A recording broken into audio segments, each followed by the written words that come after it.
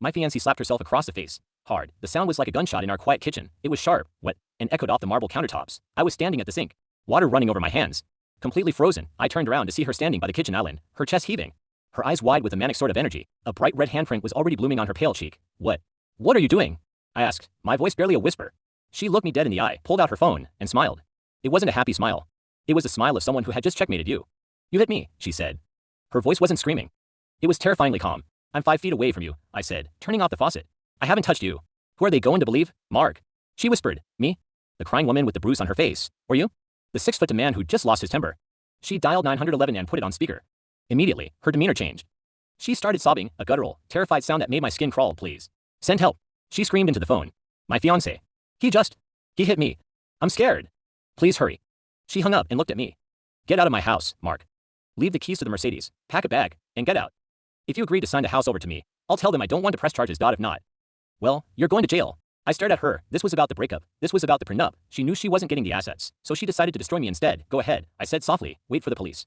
She frowned, confused by my lack of panic. You think I'm joking? No, I said, leaning against the counter and crossing my arms. I think you're committed. 10 minutes later, the police pounded on the door. 2 officers, a large male officer and a female partner, stormed in. My fiancée, Jessica, was sitting on the floor now, knees pulled to her chest, shaking. It was an Oscar-worthy performance. He hit me, she whimpered, pointing at me. We were arguing about money, and he snapped. The male officer turned to me, his hand resting near his holster. His eyes were full of disgust. Sir, turn around and place your hands behind your back. Now, I didn't touch her, I said calmly.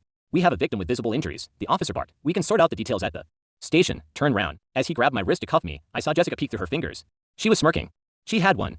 She was going to ruin my reputation, my career, and take the house, all with one lie. Officer, I said, my voice steady. Before you take me out of my own home, I need you to look up. The officer paused. What? Look up, I repeated. At the smoke detector above the island. Both officers and Jessica looked up. That's not a smoke detector, I said. That is a Nest Cam 4K security camera. It records 24/7 to the cloud. And it has a crystal clear view of this entire kitchen, including audio. The color drained from Jessica's face faster than water from a tub. She scrambled up from the floor. He's lying. That doesn't work. He told me it was broken. I lied about it being broken, I corrected. Because I had a feeling this day would come. I pulled my phone out of my pocket with my free hand. Officer, would you like to watch the last 5 minutes in high definition? Or should we wait for the detective? The female officer walked over and took my phone. I watched her eyes widen as she watched the footage on the screen. She watched Jessica threaten me. She watched Jessica slap herself. She heard the blackmail. The silence in the kitchen was heavy. The female officer slowly lowered the phone. She looked at Jessica. The sympathy was gone, replaced by cold, hard anger. Ma'am, the officer said, stand up and put your hands behind your back. No.